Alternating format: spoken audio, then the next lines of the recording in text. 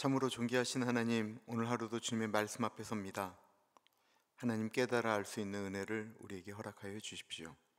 존귀하신 예수님 이름으로 기도합니다. 아멘. 오늘 말씀은 민수기 25장 전체입니다. 하나님의 말씀을 받들어 봉독합니다. 이스라엘이 시딤에 머물러 있더니 그 백성이 모압 여인들과 음행하기를 시작하니라. 그 여자들이 자기 신들에게 제사할 때에 이스라엘 백성을 청하여 백성이 먹고 그들의 신들에게 절하므로 이스라엘이 바알 보올에게 가담한지라. 여호와께서 이스라엘에게 진노하시니라. 여호와께서 모세에게 이르시되 백성의 수령들을 잡아 태양을 향하여 여호와 앞에 목매어 달라. 그리하면 여호와의 진노가 이스라엘에서 떠나리라. 모세가 이스라엘 제사관들에게 이르되 너희는 각각 바알 보올에게 가담한 사람들을 죽이라 하니라. 이스라엘 자손의 온 회중이 회막문에서 울 때에 이스라엘 자손 한 사람이 모세와 온 회중의 눈앞에 미디안의 한 여인을 데리고 그의 형제에게로 온지라. 제사장 아론의 손자 엘르아살의 아들 비느하스가 보고 회중 가운데서 일어나 손에 창을 들고 그 이스라엘 남자를 따라 그의 막사에 들어가 이스라엘 남자와 그 여인의 배를 꿰뚫어서 두 사람을 죽이니 연병이 이스라엘 자손에게서 그쳤더라. 그 연병으로 죽은 자가 24,000명이었더라. 여호와께서 모세에게 말씀하여 이르시되 제사장 아론의 손자 엘르아살의 아들 비느하스가 내 질투심으로 질투하여 이스라엘 자손 중에서 내 노를 돌이켜서 내 질투심으로 그들을 소멸하지 않게 하였도다. 그러므로 말하라. 내가 그에게 내 평화의 언약을 주리니 그와 그의 후손에게 영원한 제사장 직분의 언약이라. 그가 그의 하나님을 위하여 질투하여 이스라엘 자손을 속죄하였음이니라. 죽임을 당한 이스라엘 남자 곧 미디안 여인과 함께 죽임을 당한 자의 이름은 시므리니 살루의 아들이요 시므인의 조상의 가문 중 한 지도자이며 죽임을 당한 미디안 여인의 이름은 고수비이니 수루의 딸이라. 수루는 미디안 백성의 한 조상의 가문의 수령이었더라. 여호와께서 모세에게 말씀하여 이르시되 미디안들을 대적하여 그들을 치라. 이는 그들이 속임수로 너희를 대적하되 부올의 일과 미디안 지휘관의 딸 곧 부올의 일로 연병이 일어난 일에 죽임을 당한 그들의 자매 고수비의 사건으로 너희를 유혹하였음이니라.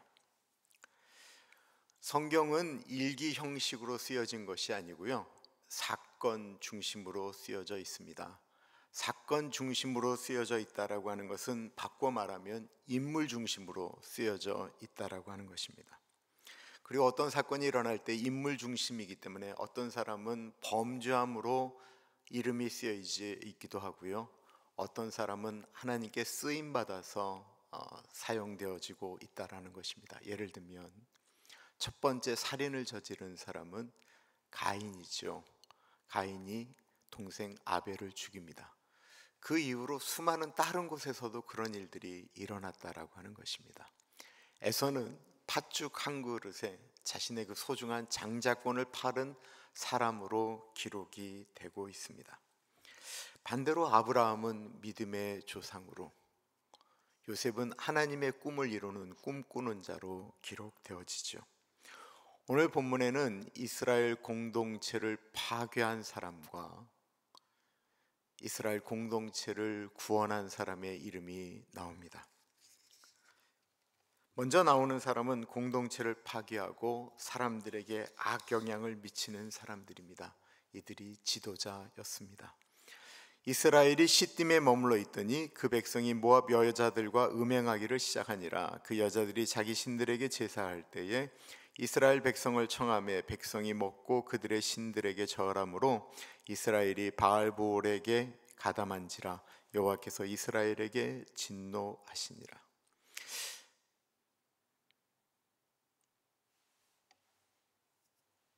우리는 모압 왕 발락이 선지자 발람을 청해서 이스라엘을 이렇게 저주하는 것을 24장까지 보았죠. 그런데 아무리 발람이 이스라엘을 저주하려고 해도 저주가 되지 않습니다.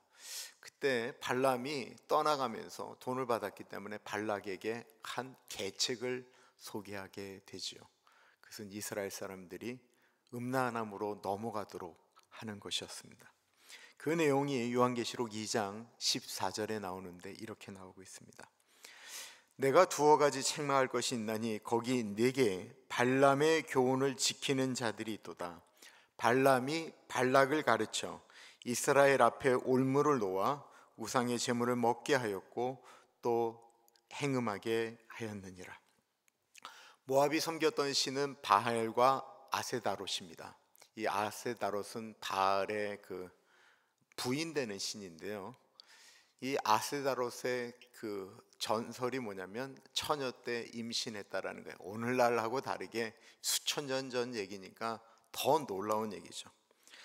이 음란과 다산과 또한 전쟁의 신인데 이 아세다롯을 섬길 때는 이들은 그러므로 늘 음란한 파티를 합니다. 음란한 파티를 할 때 이들이 뭐 편한 옷을 입고 하지 않겠어요? 다 보이는 옷. 근데 이스라엘을 한번 생각해 보세요. 이스라엘은 40년 동안 여자들이 뭐 화장이고 옷을 꾸밀 여유도 없습니다. 그런 옷도 그럴 시간도 없죠. 이들은 남자들은 이 화장한 여자라든지 또는 야한 옷을 입고 있는 사람들을 본 적이 없어요. 그런데 이 모압 여인들이 그런 옷차림을 가지고 이스라엘 남자들을 유혹했다라는 것입니다. 이 유혹에 이스라엘의 지도자들이 넘어가게 됩니다. 지도자라고 하는 건 영향력이 있다라는 거 하는 것이죠. 결과가 어떻게 됐습니까? 이 지도자들이 그 여인들의 유혹에 넘어가서 성적으로 타락했을 뿐만 아니라 그 유혹 때문에 이 바알과 아세라를 섬기는 그 우상의 제단 앞에 가서 우상 숭배하는 일까지 일어나게 되었다라는 것입니다. 결과가 어땠을까요? 4절과 5절입니다. 여호와께서 모세에게 이르시되 백성의 수령들을 잡아 태양을 향하여 여호와 앞에 목매어 달라. 그리하면 여호와의 진노가 이스라엘에게서 떠나리라. 모세가 이스라엘 재판관들에게 이르되 너희는 각각 바알보올에게 가담한 사람들을 죽이라 하니라. 모압 여민과 음란한 일을 저질렀던 사람은 목매어 달아 죽었습니다. 얼마나 슬픈 일이에요. 이들은 다 아내가 있는 아빠들, 남편입니다. 자녀들이 있는 아빠입니다. 아내와 자식들에게 치유할 수 없는 상처를 준 것입니다. 이 음란함은 가정을 파괴하고요, 공동체를 파괴한다라는 것입니다. 그것뿐만 아니라 전염병이 돌아서 2만 4천 명이 죽게 되었습니다. 이스라엘 역사 중에 여러 가지 반역 때문에 사람들이 죽긴 했는데요, 이렇게 많은 사람이 병으로 죽은 것은 이때가 처음이었습니다. 수많은 지도자들이 하나님께 능히 사용받아야 됨에도 불구하고 사용되어지기 직전에 무너질 때가 얼마나 많은지 모르겠습니다.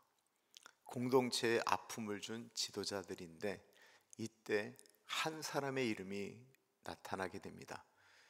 이스라엘을 구원한 사람입니다. 6절부터 봅니다. 이스라엘 자손의 온 회중이 회막문에서 울 때에 이스라엘 자손 한 사람이 모세와 온 회중의 눈앞에 미디안의 한 여인을 데리고 그의 형제에게로 온지라.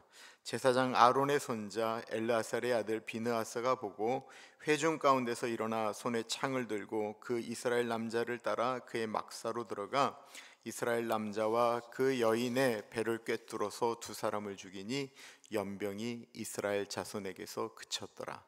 그 연병으로 죽은 자가 2만 4천 명이었더라. 지금 이스라엘에는 그 범죄함 때문에 지금 전염병이 돌아가고 있었습니다. 온 이스라엘 백성들이 하나님의 회막에 모여서 통곡하면서 회개하고 있을 때 한 족장 한 사람, 리더 한 사람, 시므리라고 하는 사람이죠.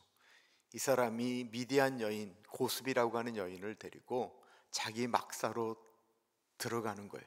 이제 뭐 무서울 게 없는 것입니다. 한번 모에 빠지면 사람들의 눈이 보이지가 않는 거예요. 이들은 지금 이스라엘에서 무슨 일이 일어나고 있는지 그게 눈에 안 보이는 것입니다. 사람들이 왜 우는지도 보이지 않는 거예요. 지도자인데 그러고는 자기 막사에 그 여인을 데리고 들어가는데 그거를 본 사람이 여럿 있었죠. 이스라엘 사람들이 다 보고 있었어요.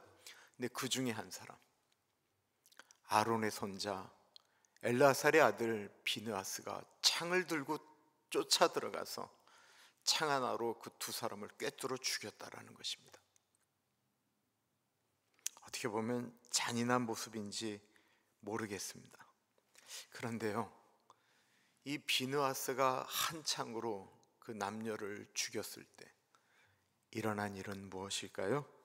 11절은 이렇게 말하고 있습니다.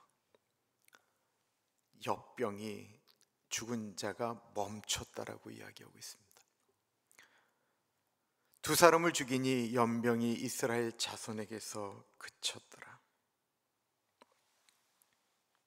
비느하스는 출애굽기에 엘르아살이 비느하스를 낳았다라는 말 외에는 이 비느하스가 나타난 적이 없어요. 그러다가 이 결정적인 순간에 비느하스라는 이름이 나타납니다. 그때 이스라엘 민족을 구원한 거죠. 여호수아의 출애굽기에 갈렙이라는 이름은 나오지를 않습니다. 그러다가 12 정탐꾼이 가나안을 갔다 온 다음에 10 정탐꾼이 부정적인 얘기를 해서 온 이스라엘이 절망하고 아파할 때 그때 갈렙이 나타납니다. 그들은 우리의 밥이다. 그리고 갈렙은 가나안 정복 때에 가장 중요한 예루살렘 성 그곳을 차지하게 되죠. 다윗이란 이름은 거의 나타나지가 않았습니다. 이름 없는 베들레헴의 목동에 불과했습니다. 그랬던 그 다윗이 골리앗이 하나님의 이름을 모독할 때에 모든 이스라엘 백성들이 떨고 두려워할 때 하나님을 모독하는 것에 견디지 못해서 다윗이 물맷돌 들고 나가서 골리앗을 쓰러뜨리며 그때 다윗의 이름이 모든 이스라엘에게 알려지게 됩니다. 하나님의 마음을 이해하고 하나님의 마음으로 분노하고 하나님의 마음을 깨달아 아는 사람이 공동체를 살리고 하나님의 마음을 시원케 한다라는 것입니다. 이 비느하스가 그렇게 함으로써 하나님께 받은 축복이 무엇일까요? 여호와께서 모세에게 말씀하여 이르시되 제사장 아론의 손자 엘르아살의 아들 비느하스가 내 질투심으로 질투하여 이스라엘 자손 중에서 내 노를 돌이켜서 내 질투심으로 그들을 소멸하지 않게 하였도다. 그러므로 말하여 내가 그에게 내 평화의 언약을 주리니 그와 그의 후손에게 영원한 제사장 직분의 언약이라. 그가 그의 하나님을 위하여 질투하여 이스라엘 자손을 속죄하였음이니라. 이 비느하스의 이 일로 하나님께서 그 후손에게 영원한 제사장 직분을 허락하셨다라고 말씀하고 있습니다. 하나님을 위하여 하나님의 마음으로 한 질투에 대한 결과입니다. 근데 계속해서 10절부터 12절까지 13절까지 나오는 말 중에 우리에게 좀 불편한 단어가 계속 나와요. 그 뭐냐면 질투라고 하는 단어입니다. 질투라고 하는 것은 일반적으로 안 좋은 것이죠. 하나님의 질투심으로 라고 할 때 하나님이 그 무엇에 대해서 질투한다라는 것일까요? 이 질투라는 말이 히브리어로 칸나거든요. 칸나라고 하는 말은 열심이 있다라고 하는 뜻입니다. 하나님의 열심으로, 비느하스가 하나님의 열심으로 라고 하는 뜻으로 바꿀 수 있습니다. 이 하나님의 열심이라고 하는 것은 얼마나 멋진 이야기인지 모르겠습니다. 하나님의 질투하심을 이 열심으로 이야기를 하면 마귀가 자기가 원하는 대로 사람들을 끌고 가서 지옥으로 끌고 갈 때 하나님의 질투하심은 이 마귀에 대한 질투와 하나님의 열심입니다. 그래서 하나님은 어떻게 하셨어요? 하나밖에 없는 아들을 이 땅에 보내신 것입니다. 이게 하나님의 열심입니다. 예수 그리스도의 칸나, 이 질투심은, 그 열심은 온 인류를 구원하는 것이었습니다. 세상이 사단의 유혹에 빠져서 죽는 것을 보면서 하나님을 향한 열심으로 자기 자신을 불태운 것입니다. 그래서 골고다 언덕을 오르시고 십자가에 달려 죽으셨습니다. 이 예수님의 심장 속에는 어떻게 해서든지 하나님의 뜻을 이루고자 하는 칸나, 그 거룩한 질투, 열심이 있었다라는 것입니다. 옛날에 제가 제일 좋아하는 본문이 민수기 25장이었어요. 제가 젊은이들에게 정말 많은 설교를 했던 것이 이 비느하스의 열심, 비느하스의 칸나였는데, 우리에게 하나님의 열심, 비느하스의 질투심이 있기를 기도합니다.